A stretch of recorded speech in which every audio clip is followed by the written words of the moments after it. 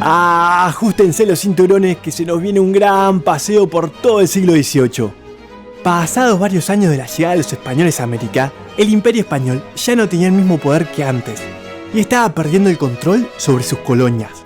Estas estaban más organizadas y ya no necesitaban tanto de España. Además, las riquezas que se extraían de América no eran lo que solían ser.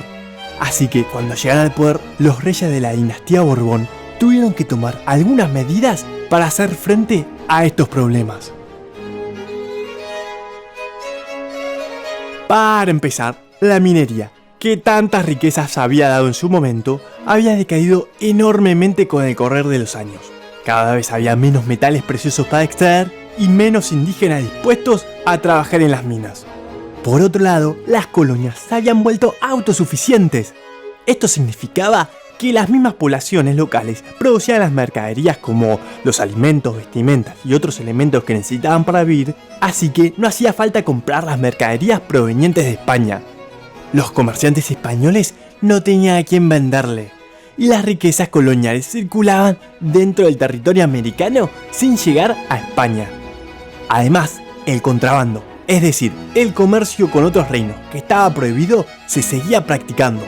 Esto se debía a que la monarquía española cada vez tenía mayor dificultad para sostener el monopolio comercial que había instaurado, y como consecuencia perdía más riquezas que se le escapaban hacia otros reinos. A esto hay que sumarle que debido a las enormes distancias, los reyes tenían grandes dificultades para hacerse obedecer en las colonias. Las autoridades locales en América habían formado fuertes vínculos con los miembros más importantes de la sociedad, por lo que muchas veces se priorizaron sus intereses particulares por encima de los de la corona española. Por otra parte, el resto de las potencias europeas, en especial Gran Bretaña, veían con ojos muy codiciosos las colonias españolas. Estaban constantemente intentando avanzar sobre estos territorios, poniendo en amenaza el dominio de España. Para resolver estos conflictos, los reyes borbones de España tomaron una serie de medidas conocidas como las reformas borbónicas. Estos cambios buscaban fortalecer su poder en las colonias americanas, pero no se dieron de un día para el otro, sino que fue un proceso que les pudieran fabricar sus productos elaborados. En este sentido, se buscaba crear economías complementarias. De esta forma, las regiones coloniales dejaban de ser autosuficientes y volvían a depender de España. También se eliminó el sistema de flotas mercantes protegidas por galeones, que tenían la particularidad de ser extremadamente lento. Por lo tanto, cualquier navío español podía comerciar con América. El problema era que los barcos particulares debían navegar los inmensos mares y afrontar las peligrosas rutas comerciales solitos.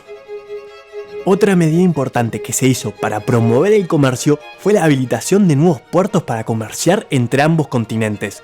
De esta forma, muchos pueblos no quedaban tan excluidos de las rutas comerciales. Pero también se crearon nuevas aduanas, cuya función era controlar la actividad comercial y cobrar los impuestos. Otra gran reforma que realizaron los Borbones fue la fragmentación del territorio. Se dividieron los virreinatos de Nueva España y del Perú, dando origen a dos nuevos, el virreinato de Nueva Granada y el del Río de la Plata. Al dividir el territorio, la corona se aseguraba que las autoridades locales no tuvieran que controlar extensiones tan grandes.